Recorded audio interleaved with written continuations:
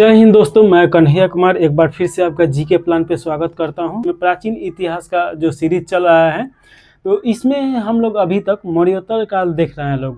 और मौर्योत्तर काल को दो भागों में बांट के पढ़ा जाता है। एक आपका देशी शासक जिसमें 4 शासनों के बारे में पढ़े हैं लोग, जिसमें सातवाहन भी प्रमुख था। और अब देखेंगे लोग 4 शासक के बारे में, 4 शासक नहीं, 4 वंश के बारे में। तो 4 वंश के बारे में देखा जाएगा, जिसमें विदेशी शासक देखेंगे लोग। एक आपका हिंद यवन हो जाएगा, शक शासक, और पहलव वंश या पार्थियन शासक के रूप में जाना जाता है ये। और एक कुषाण वंश के बारे में देखा जाएगा। तो चलिए स्टार्ट किया जाए। तो देखिए कि सबसे पहले हिंद यवन, इन्हें इंडो ग्रीक के नाम से भी जाना जाता है, तो ये याद रखिएगा। मौर्योत्तर काल में पहला विदेशी आक्रमण हिंद यवन यानी कि बैक्टीरियाई के नाम से भी ये भी जाना जाता है लोग, तो ये याद रखिएगा। हम एक ही चीज़ बोलेंगे हिंद यवन, ताकि आप समझ जाइएगा। हिंद यवन कहिए, बैक्टीरियाई कहिए या इंडो ग्रीक कहिए, तीनों एक ही चीज़ है। और देखिए कि बैक्टीरियाई क्यों बोला जाता है, तो बैक्टीरिया का जो क्षेत्र है, जो वर्तमान में आप इराक ईरान के आसपास का जो क्षेत्र देख रहे हैं, तो उसी के बीच का ये क्षेत्र है। तो ये कबीलाई क्षेत्र था उस समय, और वहीं से ये आता है लोग इधर। जब कबीला बहुत सारा भागों में बढ़ जाता है तो आपसी विवाद बढ़ जाता है।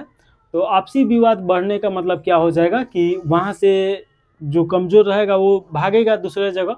जैसे या कहें कि जैसे कि एक परिवार होता है, जब परिवार में सदस्य बहुत ज़्यादा बढ़ता है लोग, तो फिर वो क्या होता है, विस्तार होता है, ज़मीन खरीद के दूसरा जगह घर बनाया जाता है। तो वैसे ही वहाँ पे जनसंख्या विस्फोट होता है। और उसके बाद देखिए कि वहाँ से निकल के ये लोग आता है लोग। और भारत का जो पश्चिमोत्तर भाग है, वर्तमान में पाकिस्तान और अफगानिस्तान जो आपको देश मिलेगा लोग, वो सब भी भारतवर्ष में ही था लोग। तो वहीं से जो दारा था लोग, दारा था, तो उस दारा से होके ये लोग एंट्री लेता है लोग। तो ये याद रखेगा। और इसमें देखना है कि प्रमुख शासक कौन कौन है। तो सबसे पहले देखिएगा डेमेट्रियस प्रथम के बारे में देखा जाए। अच्छा, एक चीज़ समझिए कि ये तो थोड़ा सा बेसिक कॉन्सेप्ट समझा दिए कि वहाँ के शासक में जब बहुत ज़्यादा बढ़ता है लोग तो फिर आता है लोग। इसके पीछे और भी कारण रहता है। कारण और क्या हो सकता है, तो वो मीन्स में देखा जाएगा। जैसे कि आपका धार्मिक विस्तार कारण भी हो सकता है, और देखिए कि अपना जो क्षेत्र विस्तार है वो भी कारण हो सकता है। तो बहुत सारा कारण हो सकता है। तो इसमें पहला जो शासक है डिमिट्रियस प्रथम, तो इसके बारे में देखा जाए। सर्वप्रथम भारत में प्रवेश का श्रेय इसे दिया जाता है। देखिए कि 183 ईसा पूर्व पंजाब के कुछ भाग को जीता, और साकल जो क्षेत्र है वर्तमान में सियालकोट में पड़ेगा, और सियालकोट आपका पंजाब में पड़ेगा। पंजाब देखिए कि आपका भारत में भी पंजाब का हिस्सा पड़ता है और पाकिस्तान में भी। तो पाकिस्तान वाला जो क्षेत्र है सियालकोट, तो वहाँ पे ये राजधानी बनाता है।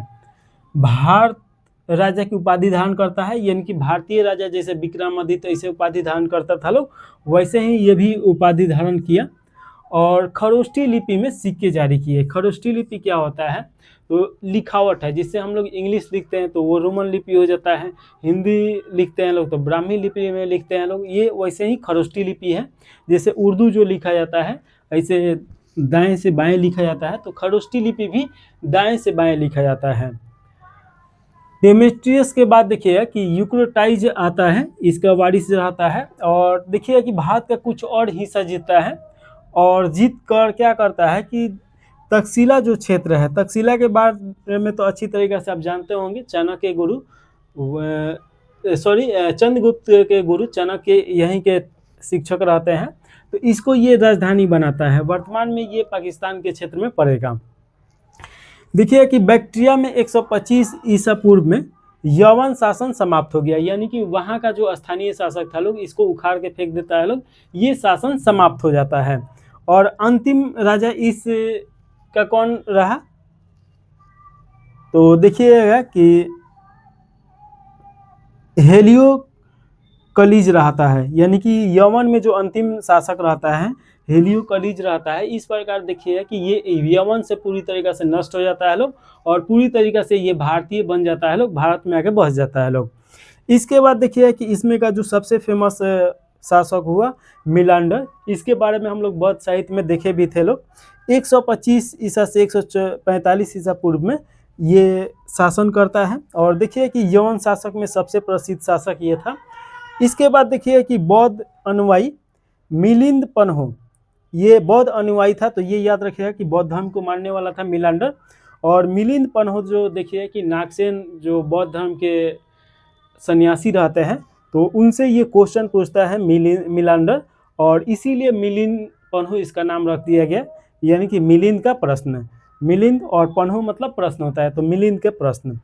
राजधानी ये लेके आता है साकल, और साकल देखिए कि उस समय का शिक्षा का केंद्र था, जो प्रमुख शिक्षा का केंद्र था। तो ऐसे क्वेश्चन पूछता है कि हिंद यवन का शिक्षा का प्रमुख केंद्र कौन था, तो तक्षशिला मत मारिएगा, ये आपका हो जाएगा साकल हो जाएगा। पहला शासक जिसने सोने का सिक्के चलाया, तो भारत में पहले सबसे पहला शासक कौन था जो सोने का सिक्का चलाया, तो ये भी आपसे क्वेश्चन पूछ सकता है, मिलांडर था। चांदी के सिक्के का क्या नाम था, तो द्रम बोला जाता था, तो ये याद रखिएगा। और सिक्कों पर धर्म चक्र अंकन करने का ये प्रयास करता है पहली बार, तो ये याद रखना है। और देखिए कि इससे संबंधित यानी कि हिंद यवन से संबंधित जो एग्ज़ाम में बार बार पूछता है, तो इसे एग्ज़ाम पॉइंट के रूप में हम लोग देखेंगे लोग, और ये थोड़ा ज़्यादा ज़रूरी हो जाता है।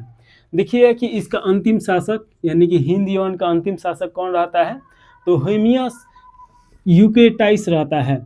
अब यहाँ पे आपका ये मत सोच लीजिएगा कि हेलियोपोलिस, ये तो यूरोप में इन लोगों का अंतिम शासक रहता है, लेकिन यहाँ पे भारत में अंतिम शासक हमी पे यूक्रेटाइस रहता है, तो ये याद रखना है।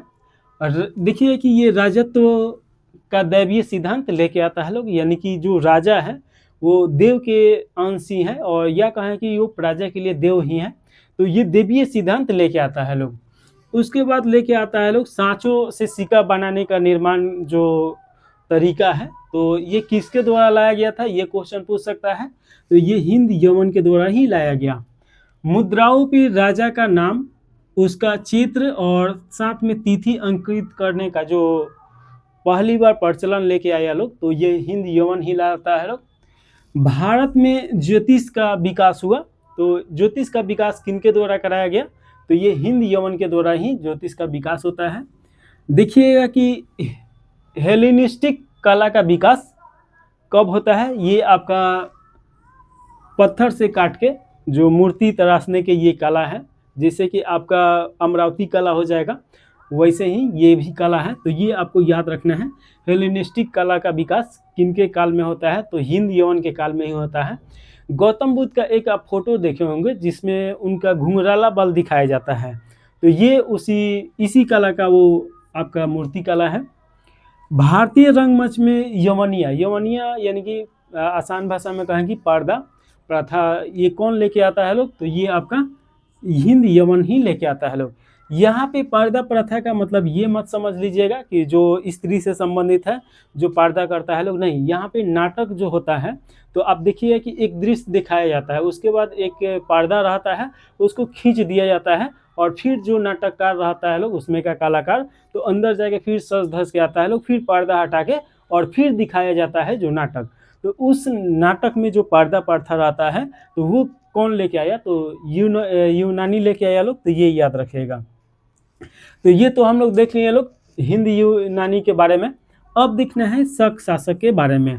तो देखिए कि जो शक शासक का मूल स्थान था सीरिया के ये उत्तर में था लोग। फिर वही प्रश्न आएगा कि आखिर ये भारत के तरफ क्यों आता है लोग, तो वहाँ पे देखिए कि जनसंख्या विस्फोट होता है। जब धार्मिक प्रचलन बढ़ेगा फिर और जनसंख्या बढ़ेगा, तो वहाँ का आदमी कहीं और जाएगा ही जाएगा।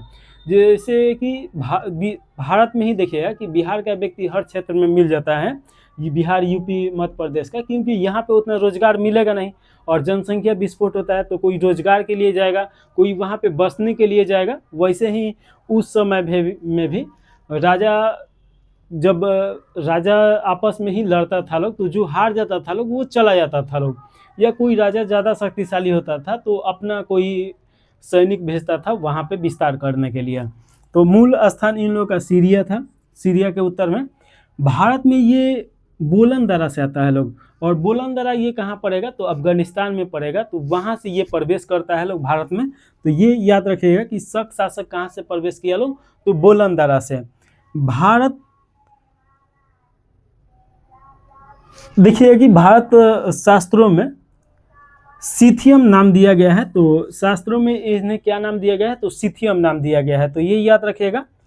5 सरताओं यानी कि 5, देखिएगा कि 5 भागों में ये विभाजित था लोग भारत में, और वहाँ पे खंड बाई खंड विभाजित होके वहाँ पे शासन कर रहा था लोग, जिसमें देखिए कि एक अफगानिस्तान हो जाएगा, मथुरा का क्षेत्र था, पंजाब का क्षेत्र था, पश्चिमी भारत और दक्कन का जो क्षेत्र है, जो महाराष्ट्र के आसपास का क्षेत्र है, तो वहाँ पे भी इनका केंद्र था। तो 5 भागों में विभाजित था लोग, ये याद रखेगा। राजधानी कहाँ था शक का, तो तक्षशिला था राजधानी, तो ये आप याद रखिएगा। इसके अगर प्रमुख शासक का बात किया जाए तो मेगामाउस सबसे पहले आप देखिए प्रथम शक शासक हुआ मेगामाउस, और तक्षशिला प्रमुख केंद्र ये बनाता है, तो तक्षशिला को प्रमुख केंद्र ये बनाता है। इसके अनेक सिक्के प्राप्त हुए हैं, तो ये याद रखिएगा कि इसके अनेक सिक्के प्राप्त हुए हैं मेगामाउस का। अजमेर के आसपास में भी इसका सिक्का मिला है। इसके बाद प्रमुख जो शासक था नहपान था, ये छहरात वंश का जो नासिक स्थान पड़ेगा, महाराष्ट्र में पड़ेगा, वहाँ का ये रहने वाला था। इस वंश का सबसे प्रतापी शासकों में आता है। देखिए कि महाराष्ट्र के पश्चिमी क्षेत्र में शासन करता था, और ये शकों में सबसे प्रमुख शासकों में से एक था। देखिएगा कि सिक्कों पर इसके राजा का संबोधन मिला है। इसके सिक्के अजमेर से नासिक तक मिले हैं, तो ये इससे क्या सिद्ध हो जाता है कि ये शासन कर रहा था अजमेर से लेके नासिक तक। अजमेर आपका कहाँ पड़ेगा, राजस्थान में, और नासिक कहाँ पड़ेगा, महाराष्ट्र में। तो इन सभी क्षेत्रों में इसका सिक्का मिला है, तो इससे ये सिद्ध हो जाता है कि उसका जो क्षेत्र था यहाँ तक फैला हुआ था। और देखिए कि गौतमीपुत्र सतकर्णी जो सातवाहन वंश का शासक है, उससे इसका भिड़ंत होता है, युद्ध होता है, इसमें आपका सतकर्णी जीत जाता है। तो ये याद रखिएगा, ये क्वेश्चन पूछ सकता है। और इसके बाद हम लोग देखेंगे रुद्रदामन प्रथम के बारे में, जो 130 से लेकर 150 ईस्वी तक ये शासन करता है। ये इसमें का सबसे प्रमुख शासक है, जहाँ से क्वेश्चन आता है। ये किस वंश का था, तो कादम्बर वंश का था, और ये उज्जैन का था। उज्जैन आपका मध्य प्रदेश में पड़ेगा, तो वहाँ का था। शकों का सबसे प्रसिद्ध शासक इसे माना जा सकता है। और देखिए कि राजा अधिकार, इसका राज अधिकार कहाँ कहाँ था, तो सिंध आपका पाकिस्तान में पड़ेगा, कोकण नर्मदा घाटी उत्तर प्रदेश में पड़ेगा, मालवा आप जानते हैं मध्य प्रदेश में, उसके बाद कोकण तो जानते ही हैं कर्नाटक का क्षेत्र में पड़ता है, कठियाई वाला, और उसके बाद गुजरात का जो क्षेत्र है तो उसके इतना बड़ा विस्तारित था। रुद्रदामन देखिएगा कि सुदर्शन झील, जो कि देखिए चंद्रगुप्त मौर्य के आदेश पे उसका सेनापति बनाता है, तो सुदर्शन झील जो गुजरात में है उसका ये जीर्णोद्धार कराया, यानी कि उसको साफ सफाई, फिर से जो मालवा होगा उसको हटाया होगा, उसको अच्छा कराया।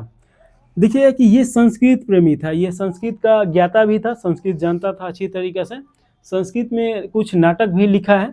देखिए कि संस्कृत प्रेमी होने के कारण ये जूनागढ़ जो अभिलेख है, यहाँ से क्वेश्चन आता है कि विशुद्ध संस्कृत में कौन सा अभिलेख कहाँ पे मिलता है, तो जूनागढ़ जो अभिलेख आपका गुजरात में पड़ेगा, ये विशुद्ध संस्कृत में है, तो ये आपसे क्वेश्चन पूछ सकता है। तो 2 वंश हम लोग देख लिए लोग, एक आपका इंडो ग्रीक, जो कि देखिएगा कि ये बैक्ट्रियाई क्षेत्र से आया था लोग, और इसे हिंद यूनानी के नाम से भी जाना जाता है। उसके बाद देखिए प्रमुख शासक में डेमेट्रियस प्रथम था। ये यहाँ से क्वेश्चन आपका कौन सा क्वेश्चन आ सकता है, तो ये क्वेश्चन इसमें आपका ये प्रमुख आ सकता है कि भारत राजा की उपाधि धारण करता है और खरोष्ठी लिपि में सिक्का जारी करता है।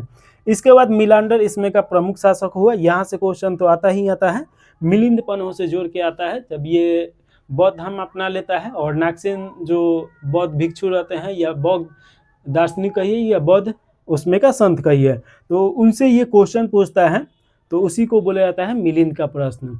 एग्जाम पॉइंट में देखिएगा कि हेमियस यूक्टेटाइस ये अंतिम शासक रहता है। राजत्व का दैवीय सिद्धांत कौन लेके आया लोग, तो यूनानी लेके आता है लोग। सिक्के निर्माण का ढांचा यूनानी लेके आता है लोग। मुद्राओं पर नाम चित्र और अंकित कराने का ये सिद्धांत जो है ये भी ये लेके आता है लोग। ज्योतिषी विद्या का विकास भारत में होता है, और हेलेनेटिक्स कला का जो कि मूर्ति कला है ये भी यूनानी लेके आता है लोग। भारतीय रंगमंचों में यौनीय प्रथा ये भी यूनानी लेके आता है लोग। तो इतना तो याद रखना ही है इसके बाद शक देख लिए लोग, इसमें का प्रमुख शासक मेगा माउस, और इसमें का नाहपान से भी क्वेश्चन आता है, यहाँ से जोड़ के पूछता है कि अजमेर से नासिक तक का सिक्का किस शासक का मिला है वो, या ऐसे पूछ सकता है कि नाहपान किस वंश का था, तो ये आपको याद रखना है। इसमें का प्रमुख शासक रुद्रदमन प्रथम रहता है और संस्कृत प्रेमी था और जूनागढ़ अभिलेख जो विशुद्ध संस्कृत में लिखवाया है, तो ये याद रखिएगा। इसके बाद देखेंगे लोग पहलव वंश या पार्थियन साम्राज्य, इसमें ज़्यादा नहीं देखना है, इन लोगों का मूल निवास स्थल ईरान रहता है, तो ये ईरान का था लोग। वास्तविक संस्थापक कौन रहता है, तो मिथ्रेडेटस रहता है, और मिथ्रेडेटस प्रथम 171 से लेकर 130 BC तक यानी ईसा पूर्व तक ये शासन किया। उसके साथ में देखिए कि सर्वाधिक शक्तिशाली शासक कौन था, तो गुंडो कर्निज था, और गुंडू कर्निज को देखिए कि तख्ते बही अभिलेख में गुटुरवर्ग तथा फन इसका नाम मिलता है, तो ये याद रखिएगा। इस वंश का अंतिम शासक कौन था, तो ये नहीं मिलता है, लेकिन ये मिलता है कि इसका नाश कर देता है लोग कुषाण, इस वंश को ख़त्म कर देता है लोग, फिर कुषाण वंश की स्थापना होता है, तो इसको मिटाते हैं, उसके बाद कुषाण वंश के बारे में पढ़ाते हैं। अभी तक हम लोग 3 वंशों के बारे में तो देख लिए हैं लोग, अब इसमें हम लोग देखेंगे कुषाण वंश के बारे में।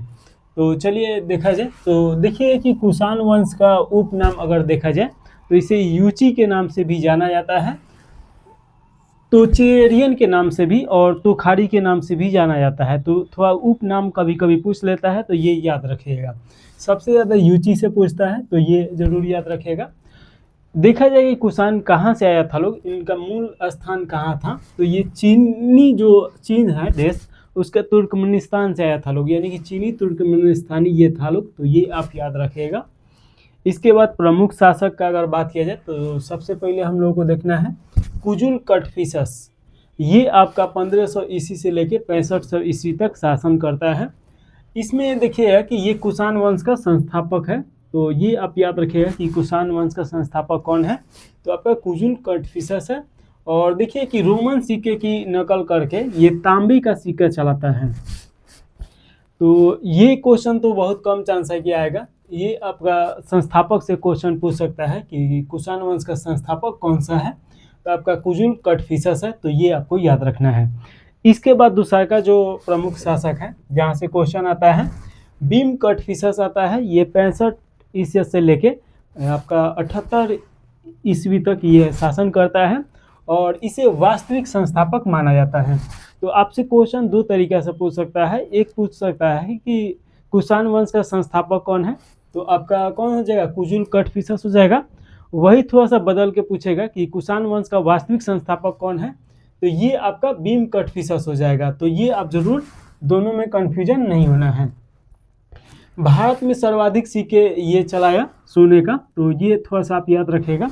देखिए अगर क्वेश्चन आपसे पूछे कि भारतीय इतिहास में सबसे ज़्यादा सोने का सिक्का कौन सा वंश चलाता है, तो गुप्त वंश चलाता है लोग, लेकिन वो अशुद्ध चलाता है लोग। लेकिन अगर वही क्वेश्चन बदल के पूछे कि सर्वाधिक सोने का सिक्का, जो शुद्ध सोने का सिक्का था, कौन चलाता है, तो कुषाणों के द्वारा ये चलाया गया था। तो ये दोनों में कन्फ्यूजन नहीं होना है और आंसर सही देना है। इसके बाद देखिएगा कि ये जो कुषाण था लोग किसके उपासक था लोग, तो ये हिंदू धर्म तो मानता था लोग, साथ में देखिएगा कि ये शैव उपासक था लोग। एक चीज़ समझिए कि उस समय हिंदू धर्म का कोई कंसेप्ट नहीं था।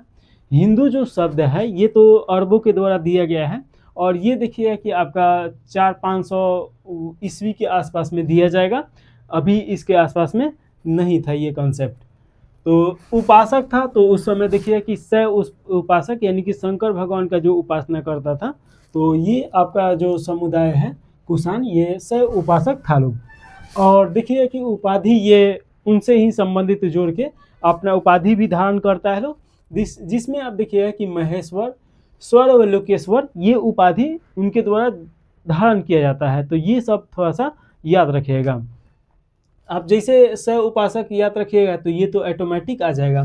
ये देखिएगा कि भीम कटफिसस जो था ये महेश्वर और सर्वलोकेश्वर का उपाधि धारण किया था, और देखिएगा कि ये शैव उपासक था। इसके बाद हम लोग देखेंगे लोग जो इसमें का सबसे महान शासक है, और देखिए कि सबसे ज़्यादा क्वेश्चन इसी से पूछता है, उसका नाम है कनिष्क।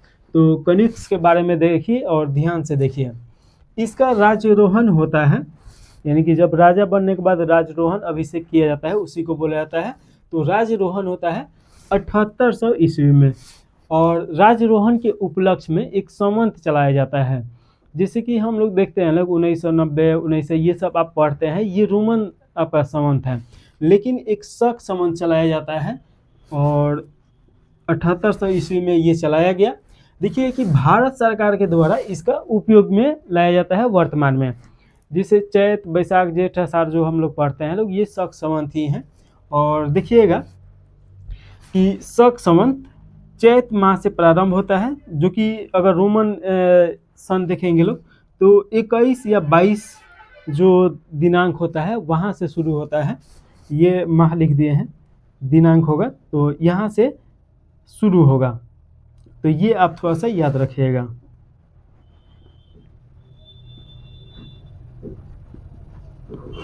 इसके बाद देखेंगे कि रोमन साम्राज्य की भांति ये कैसर और साथ में सीजर की उपाधि धारण करता है, यानी कि रोमन साम्राज्य से लिया गया था सेजर और सीजर की उपाधि। इसके बाद देखिए कि छत्रपक शासन व्यवस्था यहाँ पे लागू होता है। तो ये आपसे क्वेश्चन पूछ सकता है कि छत्रप शासन व्यवस्था कौन लागू किया था, तो कनिष्क लागू करता है, तो ये आप जरूर याद रखिएगा। इसके बाद देखिए प्रथम राजधानी ये पेशावर को बनाता है, जो उस समय नाम इसका पुरुषपुर था, जो कि अब पाकिस्तान में पड़ेगा पेशावर। और दूसरा राजधानी जो बनाता है मथुरा को बनाता है, तो उस समय मथुरा भी बहुत ज़्यादा फेमस स्थल था। इसके बाद देखिए कि कश्मीर जीतकर वहाँ पे एक कनिष्कपुर नाम से, अपने नाम से एक नगर की स्थापना करता है, तो ये भी क्वेश्चन पूछता है। तो ये याद रखिए कि रोमन समाज की भांति ये कैसर की उपाधि और सीजर की उपाधि धारण किया। उसके बाद छत्रपक शासन व्यवस्था लेके आया, और साथ में देखिए कि पेशावर ये आपका पुरुषपुर में पहला राजधानी बनाता है। दूसरा राजधानी आपसे पूछ सकता है कि कनिष्क का दूसरा राजधानी कौन था, तो ये आपका मथुरा हो जाएगा। ये अपने आप को बौद्ध अनुयायी यानी कि बौद्ध धर्म अपना लेता है और बौद्ध अनुयायी बन जाता है। देखिए कि बौद्ध अनुयायी बनने के बाद 4 बौद्ध संगति हुआ है, जिसमें से चौथा बौद्ध संगति जो होता है कनिष्क के द्वारा ही कराया जाता है। और इसमें देखिए कि जो अध्यक्षता दिया गया था वसुमित्र को दिया गया था, इसके शासनकाल में विद्वान व्यक्ति थे, और उपाध्यक्ष अश्वघोष को बनाया गया था, जो कि देखिए कि पाटलिपुत्र पे आक्रमण करेगा तो वहाँ से अश्वघोष को लेके आएगा। तो यहाँ पे अध्यक्ष आपका चौथा बौद्ध संगति में आपका वसुमित्र को बनाया और उपाध्यक्ष अश्वघोष को बनाया। ये चौथा कहाँ पे हुआ है, तो कुंडल वन में हुआ है, जो कि कश्मीर में पड़ेगा, तो ये आपको याद रखना है। पुरुषपुर देखिएगा जो पेशावर है, स्तूप सबसे ज़्यादा प्रसिद्ध है, यानी कनिष्क का सबसे प्रसिद्ध स्तूप कौन है, स्तूप के बारे में आपको हम समझाए हैं। बौद्ध धर्म में 3 चीज़ आपका चैत स्तूप और एक आपका विहार प्रमुख था, जिसमें चैत पूजा स्थल, विहार जो होता था उसमें भिक्षु रहता था लोग, और देखिए कि बिहार उसी बिहार के नाम से बिहार का नाम पड़ा है। और साथ में स्तूप जो था गौतम बुद्ध का जो अवशेष था वहाँ पे उसको दफनाया गया था और स्ट्रक्चर एक बनाया गया था, तो ये आप याद रखिएगा। ये संस्कृत प्रेमी भी था, यानी कि संस्कृत कला ये सब के बहुत ज़्यादा ये प्रेमी था। तो संस्कृति देखिएगा कि इसके काल में आपका 2 प्रमुख मूर्ति कला का विकास होता है, जहाँ से क्वेश्चन आता है। तो कौन कौन मूर्ति कला का विकास हुआ, एक तो आपका गांधार कला का और दूसरा मथुरा मूर्ति कला का विकास हुआ। गांधार देखिएगा कि आप पाकिस्तान जो वर्तमान है, तो पाकिस्तान और अफगानिस्तान का जहाँ बॉर्डर पड़ता है ऊपर साइड में वहाँ पे है, और मथुरा तो आप जानते ही हैं कि यूपी में है। तो यहाँ पे दोनों जगह पे मूर्ति कला का विकास होता है। और देखिए कि ये गांधार जो मूर्ति कला था ये गहरे नीले काले पत्थर का उपयोग करके यहाँ पे बनाया जाता था, वही मथुरा कला में लाल पत्थर का उपयोग करके बनाया जाता था, यह बनाया जाता है, अभी भी ये प्रचलित है। इसका संरक्षण देखिए कि शक और कुषाण दोनों करता है गांधार मूर्ति कला का, और इसका संरक्षण मथुरा जो कला है इसका कुषाण करता है लोग। इसके बाद देखिए कि यहाँ पे मुख्यतः जो मूर्ति बनाया था गंधार मूर्तिकला में बौद्ध मूर्तियाँ था, यानी कि बुद्ध से संबंधित, उनके अनुयायी से संबंधित यहाँ पे मूर्ति बनाया गया था। वहीं पे देखिए कि मथुरा कला में बौद्ध, जैन व ब्राह्मण धर्म से संबंधित जितने भी प्रमुख व्यक्ति थे या कहें कि भगवान थे, तो उनके मूर्ति यहाँ पे बनाया गया था। तो ये आप थोड़ा सा याद रखिएगा। और एक चीज़ समझिए कि जब यहाँ पे ब्राह्मण धर्म, जैन धर्म ये सब ही आ गया, तो जाहिर सा बात है कि यहाँ पे जो मूर्ति बनाया गया होगा उपासना के लिए बनाया गया होगा। इसके साथ साथ में देखिएगा कि इसी समय जब ये गंधार मूर्तिकला और मथुरा मूर्तिकला का विकास हो रहा था, एक और मूर्तिकला का विकास हो रहा था जिसका नाम था अमरावती मूर्तिकला।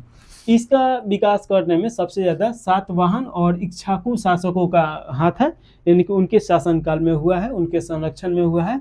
और ये सबसे ज़्यादा देखिएगा कि दक्कन का जो क्षेत्र है, कृष्णा और गोदावरी के दक्षिण में मिलेगा आपको, आंध्र प्रदेश और महाराष्ट्र का जो क्षेत्र है वहाँ पे, तो वहाँ पे ये विकास हुआ है। तो ये आप याद रखिएगा। प्रमुख केंद्रों में देखेंगे अमरावती के, तो आपका एक तो अमरावती हो जाएगा, अमरावती कला में तो एक अमरावती हो जाएगा, नागार्जुन कुंडा हो जाएगा और जगाई पीठ हो जाएगा। तो ये 3 मूर्ति, ये आप थोड़ा सा याद रखिएगा क्योंकि ये क्वेश्चन आ चुका है, तो रिपीट क्वेश्चन बार बार आता है बीपीएससी में, तो थोड़ा सा वो याद रखना है। देखिए कि कनिष्क से सिल्क मार्ग जो चाइना के द्वारा चलाया गया था, यानी कि बनाया गया था, चाइना से लेके पूरा यूरोप और जितना मध्य एशिया था सभी जगह पे सिल्क मार्ग से नाम से जाना जाता है। व्यापार के लिए मार्ग बनाया गया था, उसी को सिल्क मार्ग बोला जाता है। और देखिए कि वो मार्ग बनाया गया था सिल्क जो वस्त्र होता है उसके व्यापार के लिए, इसीलिए उसका नाम सिल्क मार्ग पड़ गया। तो देखिए कि जो सिल्क मार्ग पर ये जीत अर्जित कर लेता है और उस पर अपना अधिकार बना लेता है, जो चीन से रोम जा रहा था। रोम जानते ही हैं कि किसे बोला जाता है, ये कमेंट करके ज़रूर बताइए कि रोम किसे बोला जाता है, तो ये आपको याद रखना है। इसके बाद देखिए कि पाटलिपुत्र आक्रमण करता है पाटलिपुत्र पे, तो पाटलिपुत्र पर आक्रमण करता है, वहाँ से अश्वघोष जो कि दार्शनिक हैं और विद्वान हैं, तो इनको लेके आता है। और साथ में देखिए कि बुद्ध का भिक्षा पात्र साथ में लेके आता है, जिसमें बुद्ध भिक्षा मांगे और अपना जीवन निर्वाह करते थे, वो भिक्षा पात्र लेके आया। और साथ में इसको पाटलिपुत्र से एक कुकुटू मिलता है, यानी कि एक जादुई मुर्गा मिलता है, तो वो मुर्गा भी एक लेके आता है। तो ये यहाँ से क्वेश्चन पूछता है। देखिए कि पान चाओ ये चीन के शासक थे और इनके साथ 2 युद्ध होता है। पहला युद्ध में चीन के शासक यानी पान चाओ का विजयी होता है, और दूसरा का युद्ध में देखिएगा कि आपका कनिष्क से जीतता है। तो ये आप जरूर याद रखिएगा, पान चाओ के साथ 2 युद्ध हुआ, एक पहला में आपका पान चाओ जीत गया, दूसरा का में कनिष्क से जीता। मथुरा से प्राप्त कनिष्क की मूर्ति, जिसमें देखिएगा कि मथुरा से प्राप्त जो कनिष्क का मूर्ति मिला है उसके जो पहनने का है, जैसे घुटने तक जो वस्त्र है जिसे चोगा बोला जाता है, जैसे कोट वोट हम लोग पहनते हैं लोग, तो ये तो घुटना से ऊपर होता है, लेकिन चोगा जो होता है घुटने तक पहना जाता है, तो वो घुटने तक वस्त्र वाला और साथ में एक जूता जो कि घुटने तक आता था वो पहना हुआ मूर्ति मिला है। तो ये आप क्वेश्चन पूछ सकता है। कनिष्क द्वारा बलि देते हुए उसके सिक्के पे चित्रण मिला है, तो ये आप जरूर याद रखिएगा। कनिष्क को द्वितीय अशोक भी कहा जाता है। जैसे कि अशोक का कहानी है कि पहले वो बहुत ज़्यादा क्रूर हुआ करता था और बहुत युद्ध में विश्वास करता था, वैसे ही कनिष्क भी पहले बहुत ज़्यादा युद्ध में विश्वास करता था, लेकिन जब बौद्ध अनुयायी बन जाता है तो फिर ये भी धर्म की नीति अपना लेता है, तो इसीलिए देखिएगा कि द्वितीय अशोक बोला जाता है। तो इसका भी मन परिवर्तन हो जाता है। तो ये आप याद रखिए कि द्वितीय अशोक किसे बोला जाता है, तो कनिष्क को बोला जाता है। इसके बाद जो शासक आया हुबिस्क, इसका नाम था हुबिस्क, और इससे भी क्वेश्चन पूछता है, ये भी फेमस इसमें का है। देखिए कि ये कनिष्क का उत्तराधिकारी होता है और कनिष्क का बेटा रहता है। देखिए कश्मीर में हुसपुर नगर ये बसाया है, और सिक्कों पर देखिए कि शिव, स्कंद और विष्णु भगवान का इसका मतलब चित्र मिलता है। इसे रुद्रदामा जो कि दक्षिण भारत का एक शासक था, वो हराता है और मालवा से इसको खदेड़ देता है। तो वहाँ पे देखिएगा कि मालवा से खदेड़ देने का मतलब कि शकों का उस पर जो शासन चला था वो ख़त्म कर देता है। तो ये तो यहाँ तक हम लोग देखे हैं लोग कि आपका कुषाण वंश की स्थापना कौन करता है, तो कुशल कटफिसस, लेकिन वास्तविक अगर पूछेगा तो भीम कटफिसस हो जाएगा। और उसके बाद देखिए कि ये यूची तुराखी और तेराचेन इसका नाम है, कहाँ का था लोग, तो चीन तुर्किस्तान का था लोग। कनिक से क्वेश्चन भर भर के पूछेगा तो एक दो बार इसको जरूर देखिएगा। जैसे अशोक से क्वेश्चन पूछता है वैसे ही कनिक से भी क्वेश्चन बहुत पूछता है। तो ये जरूर नोट डाउन करके याद रखिएगा या याद कीजिएगा।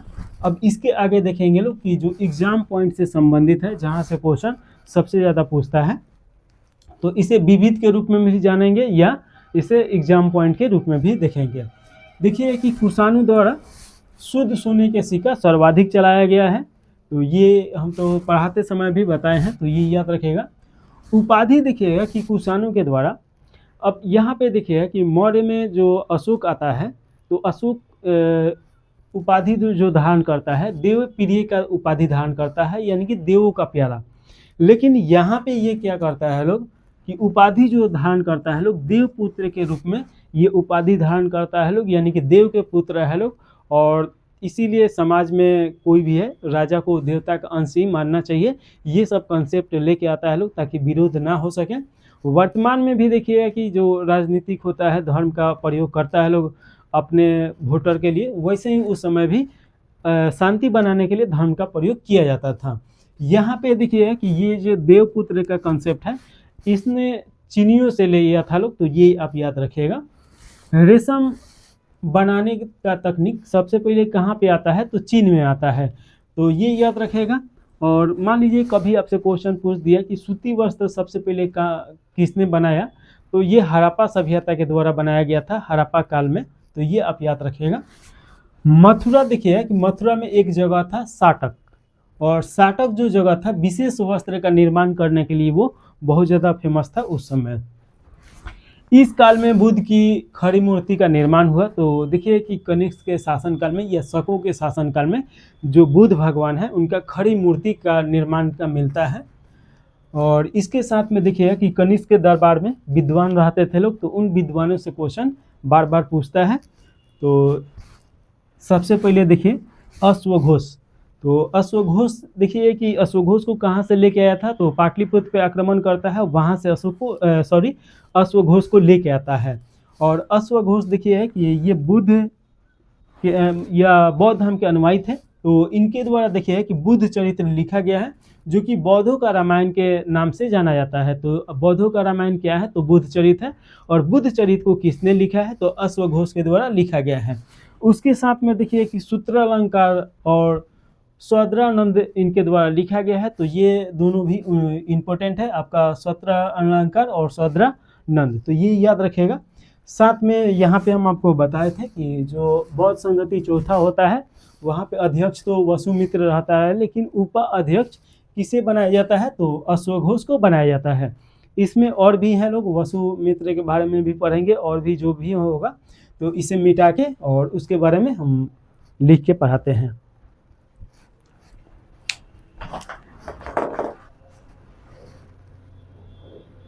अश्वघोष के बाद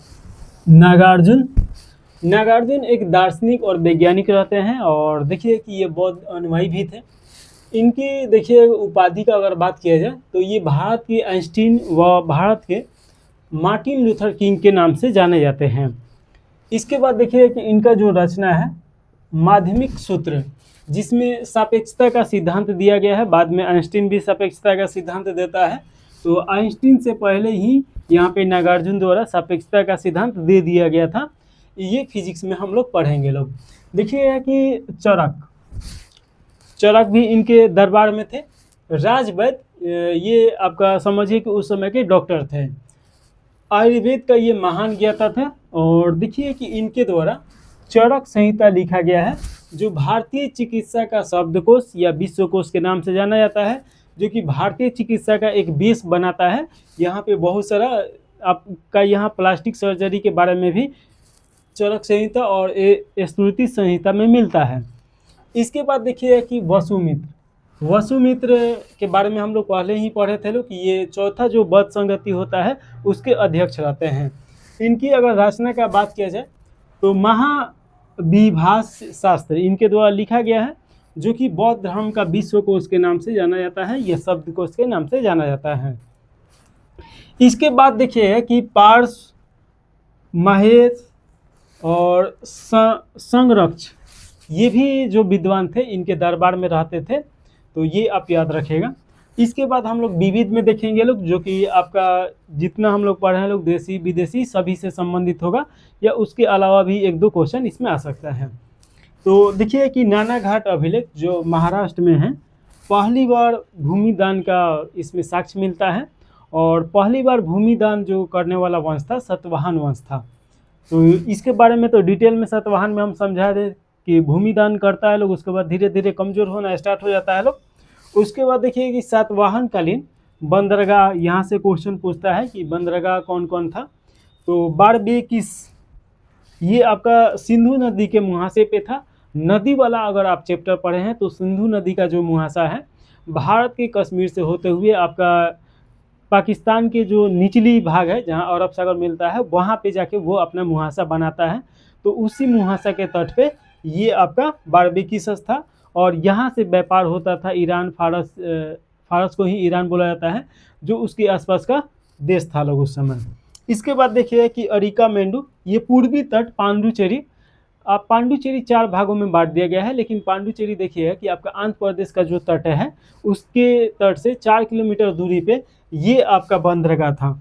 अगर तीसरा बंदरगाह देखेंगे भौरच या बेरीगाजा, ये पश्चिमी तट पे था, तो यहाँ से पश्चिम के तरफ जितने देश होंगे वहाँ से व्यापार होता होगा, तो ये आप याद रखिएगा।